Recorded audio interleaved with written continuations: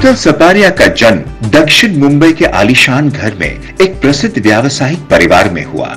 बचपन से ही उन्होंने मनोगत विज्ञान का अध्ययन करने के सपने देखे थे। वह घटना घटने से पहले ही घटनाओं का पूर्वाभास करती थी। अपनी किशोर अवस्था में एक बहुत ही विद्वान जैन ऋषि ने उन्हें अपनी ऊर्जा का उपयोग करने की सलाह दी। इसीलिए उन्होंने कला में महारत हासिल करने हेतु विदेशी सर्वश्रेष्ठ विद्यालय में अध्ययन किया। शीतल जी पेशे से लाइफ कोच है और वह प्यार, पैसा, करियर, रिश्ते, खुशी और शांति के मामले में लोगों की मदद करती है। उनकी विशेषज्ञता coffee cup reading, I Ching, drawing analysis, wine reading, room reading, emotional wellness coach, signature analysis, dream interpretation और बहुत कुछ है। उन्होंने कॉस्मोपॉलिटन, फेमिना, ग्राजिया आदि कई लेखों में छापा है। Welcome to love treasures. मेरे साथ है एक्सपर्ट शीतल सपारिया और मैं हूं रहमत सैयद, आपकी होस्ट फॉर टुडेज शो। शादी एक बहुत ही ब्यूटीफुल रिलेशनशिप और जैसे अटूट रिश्ता है वैसे ही नाजुक रिश्ता भी है। इसको और कैसे ब्यूटीफुल बनाएं, इसको किस तरह से रखें, ये सारी चीजें हम आज जानेंगे हमारे शो पर। इसी के साथ साथ लिव इन रिलेशनशिप जो वेस्टर्न में हमेशा से तो चलता आ रहा है, हमारे इंडिया में भी है। तो लिव इन एंड मैरिज, इन दोनों चीजों में क्या है, किस तरह से इस रिश्ते को संभालना है, जानेंगे हमारे एक्सपर्ट से। तो चलिए वेलकम करते हैं हमें अपने शो पर। Welcome to the show Sheetal. Thank you so much for having me.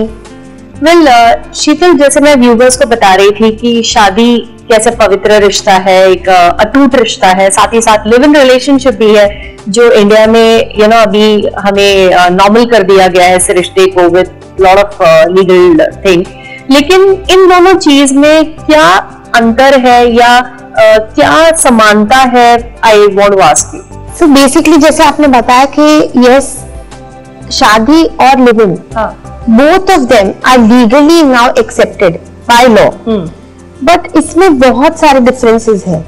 When you look at it as a arranged marriage या शादी जिसको बोलते हैं, जहाँ पे दो परिवार का मिलन है, it's not only about two people because it's all about two families getting together. तो दो जो परिवार हैं उनका मिलन है with the parents acceptance, elders and a lot of social responsibilities जो है वो भी साथ साथ आएंगी जी। Taking care of all the older people of both the sides, लड़के के पेरेंट्स या लड़की के parents, and it is a lot of responsibility which comes with इट। वेल, और जब when you are talking about a living relationship, it's a relationship between two people. It is not having so much social pressure जो है उस पे कम है, because it's all about your own identity with your partner जो आप बाहर लेके आना चाहते हैं, and you wish to explore a different side of marriage, being together but not having the responsibilities कि अगर if I walk out of this marriage, correct, तो क्या होगा? There will be no legal kind of issues or problems जो है वो कम रहेंगे। Absolutely. But seeing this in जब हम बोलते हैं शादी के अंदर there are a lot of other things also that will come, like especially children. So when you are having children, they will be legalized because they will have the father's name. Correct. फिर जब हम ये बोलेंगे कि एक living relationship में the father's role will be there, but a legal partner or the legal person, to take care of the child will be the mother. Correct. Because the rights are only given to the mother as a legal guardian. So these are little differences, and the other thing is that यहाँ पे there is always, if you see in a setup like this where it's a arranged marriage या शादी वाला एक case हो जाता है, whether it's a love marriage or whether it is a arranged marriage setup, but it's a social acceptance से when a marriage is done, ji, the insecurities are very less in the sense is because, so कहीं ना कहीं जब insecurities जो है वो रहती है because you're always scared, in a living relationship that what if the partner walks out, और यहाँ पे the difference is that because it's a social thing, the pressure to keep the marriage intact will always be there, जहाँ पे the elders अगर कुछ झगड़ा हो जाता है तो दे विल इंटरवीन और समझाएंगे कि नहीं जाने दो, ऐसा होता रहता है, let's look at the bright side and things like. जहां पे versus a living in relationship में दोनों के बीच का समझौता है, सो इट्स कॉन्स्टेंटली एक दूसरे को वर्क करना पड़ता है into the relationship to maintain calmness. मैं ये नहीं कहूंगी कि living in relationship is a bad idea, but it comes with its pros and cons. And same शादी भी अगर आप सोचे तो डिवोर्सेस होते हैं, ऐसा नहीं है कि कितनी भी कोशिश कर लो तो 100% ये है कि ये चल के ही रहेगी और इसमें कोई भी इश्यूज नहीं आएंगे। So that difference will definitely be there, but ideologically जैसे मैंने आपको बताया, अ सोशल एक्सेप्टेंस जो अभी भी एक सोसाइटी में है is of a proper marriage. जी, लेकिन जैसे आपने कहा कि लिव इन रिलेशनशिप में कोई थर्ड पर्सन नहीं होता समझाने के लिए एक दूसरे को, और शादी में हमारे बड़े बुजुर्ग होते हैं अपने एक्सपीरियंस के हिसाब से हमें समझाने के लिए, but again generation to generation चीजें बदलती रहती हैं। तो ये लिव इन रिलेशनशिप में ज्यादा बेटर नहीं हो गया जहां पर एक दूसरे को हम समझ रहे हैं और फिर आगे बढ़ रहे हैं, एंड मैरिज में ऐसा हो जाता है कि आपको नहीं चाह कर भी फिर बड़ों की बात सुननी पड़ती है, and third person then gets involve, it kind of get थोड़ा सा डिफिकल्ट हो जाता है फिर, क्योंकि वो चीजें सॉर्ट नहीं होती है और आप बड़ों के लिए आप मान जाते हैं। You are exactly right, but इसमें क्या है कि जैसे हम बताते हैं कि नया दौर है and with the new generation उनको ये ज्यादा इजी लगता है कि एक पर्सन को ज्यादा जाने पहचाने, फाइंड आउट कि how is this going to work and फिर शादी करें। जी, बट समटाइम्स ऐसा भी हो सकता है कि in a live in relationship you can become too comfortable, कि जहां पे आपको ऐसा लगता है कि I don't want to commit also being there in this kind of a relationship, still you don't want to commit for a very long term. जैसे कि 2-3 साल के बाद अगर आप सोच रहे हो कि शादी कन्वर्ट हो जाती है, जी, there are so many cases that वो कन्वर्ट नहीं भी होती है, और there are so many cases के बाद में कन्वर्ट हो जाती है। So there are 2 possibilities, but live in relationship के फायदे ये जरूर है कि सोशल रिस्पॉन्सिबिलिटीज जैसे मैंने आपको बताई वो कम है, और पार्टनर्स पे pressure as such from elders या बाहर वालों से कम रहता है, and there is a different space कि where you have come with a understanding कि if he is going for his boys nights और आप अगर आपके फ्रेंड्स के साथ बाहर जा रहे हो या कुछ कर रहे हो, तो there will be an understanding जहाँ पे एक्सेप्टेंस है कि ठीक है तुम अपनी जिंदगी अपने तरीके से जी सकती हो और मैं भी, but this also again somewhere brings a lot of insecurity। Correct, क्योंकि कहीं ना कहीं हमेशा ये डर रहता है कि अगर वो बाहर जाके इतना सारा घूमेगा या घूमेगी कि whatever, तो he or she can find somebody else after a certain point। I think ये मेजरली लेडीज को, गर्ल्स को होता है इनसिक्योरिटीज। या आई कैन से कि डेफिनेटली मेजरली लेडीज को ये सारी इनसिक्योरिटीज ज्यादा रहेंगी, and for the mental frame of mind they would like कि to have their own pride and possession, जैसे कि ये सिर्फ एक्सक्लूसिवली मेरा है। जी, बट अगर इसमें भी understanding if it is very well and दोनों पार्टनर के बीच में बहुत अच्छी अंडरस्टैंडिंग है कि वी ट्रस्ट ईच अदर, चाहे कुछ भी हो जाए, I trust you, with this thing that you can move so many things, क्योंकि अगर आपको एक जगह से दूसरी जगह शिफ्ट होना है जी, विद द पार्टनर और without the partner, it is all possible।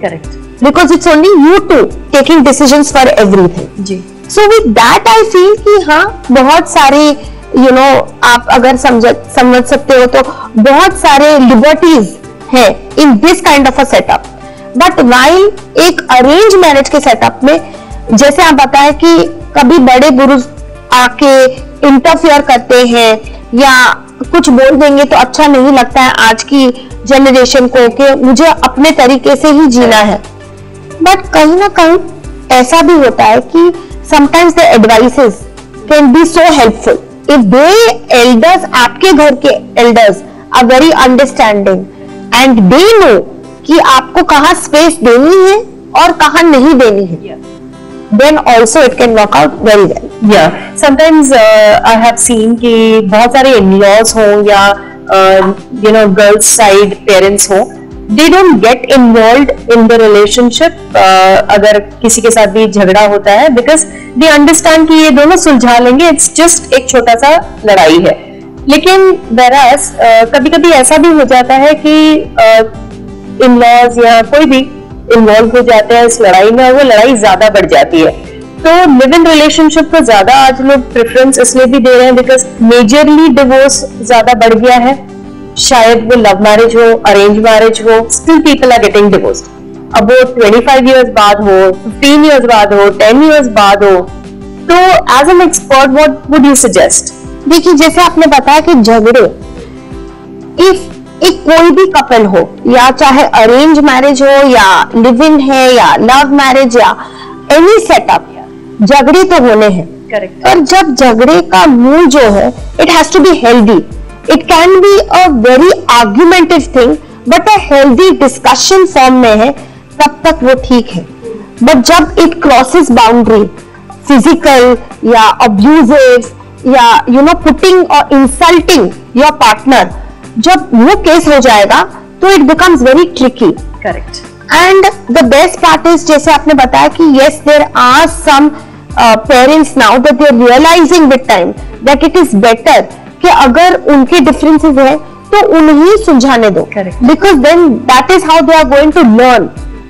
Because there is nothing like a perfect marriage, there is nothing like a perfect understanding. Absolutely. Because वो दिन भर दिन when you are staying with the person, तो आपकी धीरे धीरे से understanding बढ़ेगी. जी. एज ए सिंपल थिंग कि अगर मुझे एक पार्टनर, दो पार्टनर्स हैं, किसी को इंग्लिश मूवी देखनी है, द गर्ल विल से कि ठीक है, आज आपको इंग्लिश पिक्चर देखनी है तो हम उसके लिए चलेंगे. और कभी the husband will say last time she compromised, तो अगर आज उसे ये हिंदी मूवी देखनी है तो I am okay with it. But this comes with time कि उसने ऐसा बोला, ऐसा नहीं बोलना चाहिए. देन दोस थिंग्स वर्सन, क्योंकि कहीं ना कहीं यू गेट इन्फ्लुएंस्ड. करेक्ट. कि अगर उनकी सोच ऐसी है, parents are influencing you, saying कि नहीं, मुझे नहीं लगता ये बराबर है, उसे ऐसे तुमसे बात नहीं करनी चाहिए, तो you are not allowing your mind to think rationally. और आप ये सोच रहे हो कि नहीं, अगर मेरे पिताजी ने या मेरी माँ ने ये कहा है तो she is more right. Correct. Even if your heart doesn't approve of it, and then it can become very volatile and worst हो जाता है वो सिचुएशन. तो ये सिचुएशन में you should only try and get involve into their lives. जब आपको ये लगे कि बात बहुत आगे बढ़ गई है, तो पेरेंट्स को भी एक अच्छा रोल निभाना चाहिए बाय अंडरस्टैंडिंग कि अब बच्चे बड़े हो गए हैं, and let them live their lives.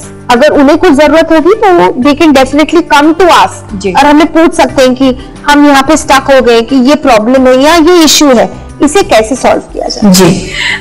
एक चीज ऐसे मेरे मन में आई है जब आप कह रहे हैं, तो मुझे ऐसा लगता है कि live in relationship is far more better, क्योंकि आप पार्टनर के साथ रहते हैं, समझते हैं तौर तरीके. बिकॉज 6 महीने में, साल भर में, 2 साल में चीजें समझ नहीं आती, बट टू एन एक्सटेंट हम एटलीस्ट उस इंसान को समझ पाते हैं, एक दूसरे के टेम्परामेंट को, कॉम्प्रोमाइजेस को, ये कितना हमारे लिए कर सकते हैं या हम कितना झेल सकते हैं.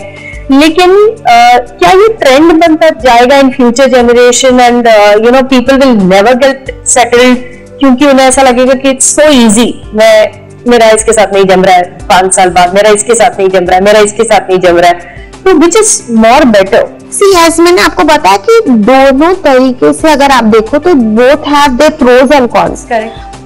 But now arrange marriages also अगर आप देखेंगे कि या तो लव मैरिजेस के ट्रेंड भी चेंज हो गए हैं, where they keep a courtship for 2 to 3 years. One size doesn't fit all. जैसे कि एक साइज का कपड़ा सबको फिट नहीं आता है, तो ये जरूरी नहीं है कि 2 साल भी it is enough to know a person, या तो 3 साल.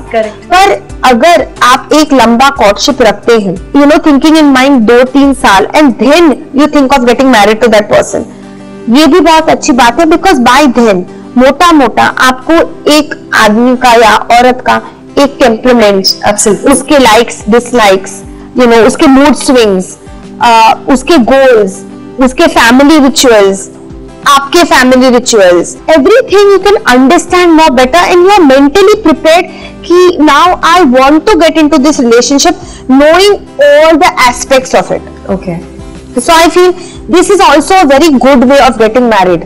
बट अगर आप लिविंग रिलेशनशिप की बात करते हो तो yes, the immediate thing is कि यू नो व्हेन, अब का ट्रेंड ये भी है कि when children go for further studies, they usually start living with their partners or boyfriends, so they already have a little experience of living in, and they suddenly try to continue your relationship या तो in a normal fashion also. Correct. जैसे you are a work partner, a work colleague, and you meet somebody and you feel कि let's see कि workout होगा कि नहीं जी।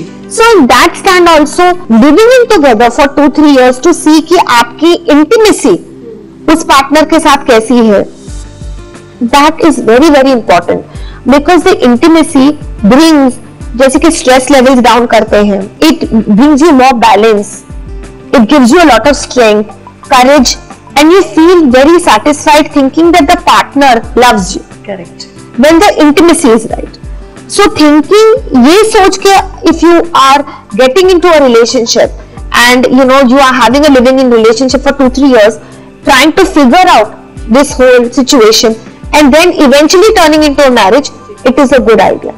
But when you are long term, अगर आप यही सोच रहे हैं कि I want to continue living into a living in relationship, the fear कि कहीं ना कहीं कभी ना कभी ये टूट ना जाए, Correct. that will be there. And the second thing is the pressure जो आता है बच्चों पे आ जाता है, जैसे कि when you plan in a living in relationship also you plan कि मुझे बच्चे चाहिए, तो they are not legalized, like they will not have, जब schools में you have to give papers, documentations, Correct. It won't be, they cannot actually carry the father's name legally yet. Yes, and I think the child goes through the trauma then goes through the trauma, because कहीं ना कहीं उसे लगता है it's not a complete family, though it's a family, but still kahin he feels that insecurity. The insecurity bound comes to the child more than the parents, even if the understanding is very very good. जी, ये तो आपने pros and cons की बात की, तो मुझे जानना है कि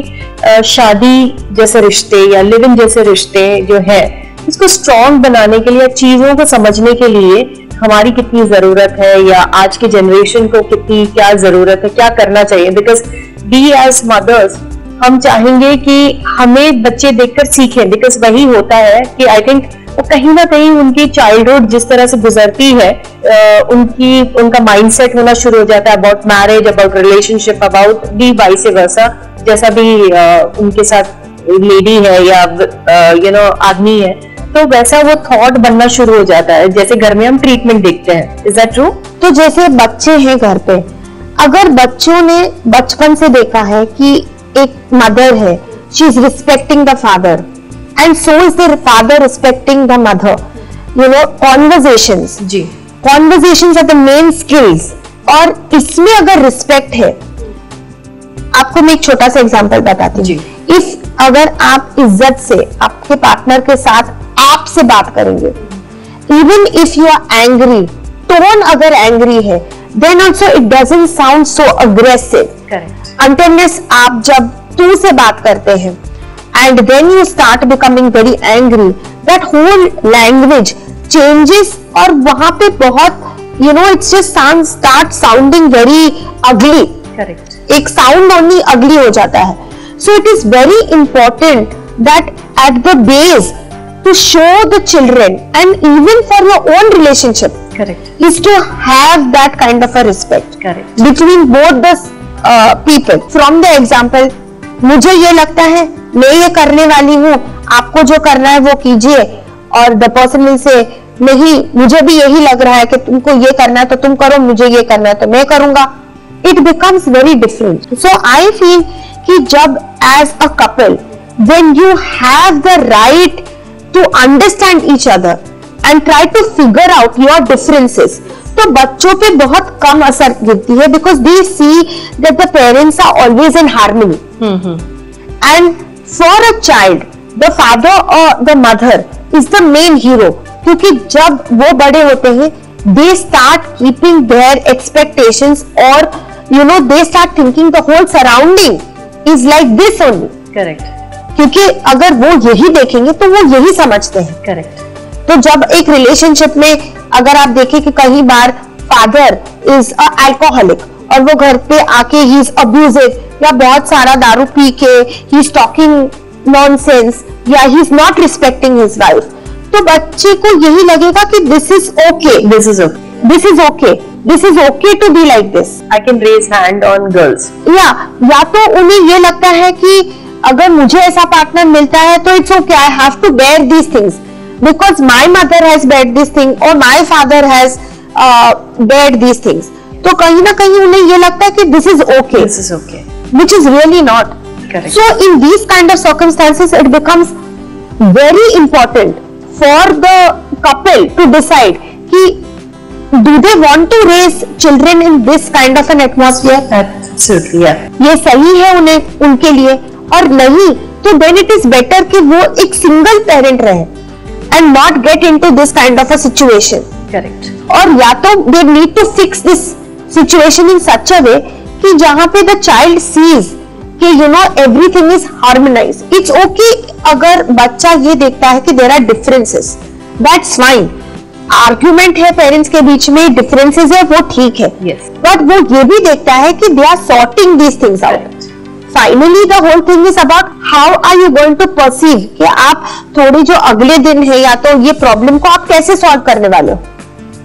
तो अगर ये बच्चा ये देख के बड़ा होता है, then the differences are different and he himself या she herself will feel more confident and then they are ready कि एक वर्ल्ड में बाहर निकल के they are very much ready to understand कि I would like this kind of a relationship, or these are the things I will not allow, or these are the things मुझे चलेंगी या तो these are the things I should put my foot down to. Correct. I think मेरे ख्याल से आप ये भी बोलना चाह रहे हैं और साथ ही साथ जरूरी भी है कि make each other feel wanted. ये बहुत आई थिंक हमारे लिए लेडीज के लिए तो बहुत ज्यादा ही हो जाता है. I don't know about guys but I have heard my friends also saying कि yes we also want to feel wanted by our partner. So the simple thing is that sometimes we lose the interest क्योंकि कहीं भी become too over comfortable. तो ये बात है कि आप तैयार हो, जैसे पहले when you used to meet a partner date के लिए तो you used to get ready. So those small tips are there that still feel beautiful. So if you want your partner to make you feel wanted, be the person when you started the relationship. Correct. Because तब मेरे ख्याल से एक man हमेशा कहता है कि I love you even when it was not required. लेकिन शादी होने के बाद या लिव इन में कुछ टाइम के बाद they stop saying it. और फिर हम बोलना शुरू कर देते हैं कि पहले तो आप बड़ा I love you बोलते थे, अभी तो एक बार भी नहीं बोलते हैं और वो लोग फ्रस्ट्रेट हो जाते हैं बोल करके. अब क्या हर 5-5 मिनट में बोलकर तुम्हें बताना पड़ेगा, शादी तो कर ली है, बच्चे तो हो गए. That is true. But then the expression of love changes. पहले क्या होता है कि it is it starts from an infatuation, फिर it grows into love. So that is a different phase. So teething period is a different, फिर बाद में a romance period is different, dating phase is different. So there are different phases. So when it comes to a marriage, जैसे 10 साल हो गया, 15 साल हो गया of a marriage, it's going to change. But the thing is that love is seen in different ways.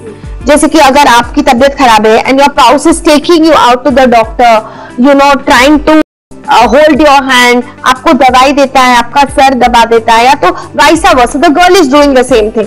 So these are the also emotions that you can see in that your partner loves you. Yes. Instead of just only saying I love you. I love you. Yeah. And in a relationship, like in a living relationship, the only very good difference is कि मैं आपको बता सकती हूँ कि जब शादी में कई बार ऐसा होता है कि the person feels मुझे सोचना चाहिए था, did I really marry the right person? बहुत टाइम होगा कि you'll meet a friend and वो बोलेगी कि I don't know whether I really married the right person. This happens when you do not know the partner well, और आपकी शादी has happened in 3 months, 6 months in the blossoming period. Blossoming period is just the time जब you are just trying to know the person. So I would say that ये दोनों तरीके से whether it's a live-in or whether it is a arranged or a love marriage, it can get changed if you give time. अगर आप इस relationship को time देते हैं to know the partner. Well, thank you so much Sheetal for coming on the show और हमें इन सब चीजों के बारे में बताने की क्या करना चाहिए क्या नहीं करना चाहिए. Thank you once again. Thank you so much for having me on your wonderful show. Well, viewers, I hope आप लोगों ने भी enjoy किया होगा हमारा show और समझे होंगे live in relationship and marriage के बारे में. So do follow all these tips and tricks in your life and be happy. फिर मिलेंगे अगले एपिसोड में. तब तक के लिए देखते रहिए Love Treasures. Thank you.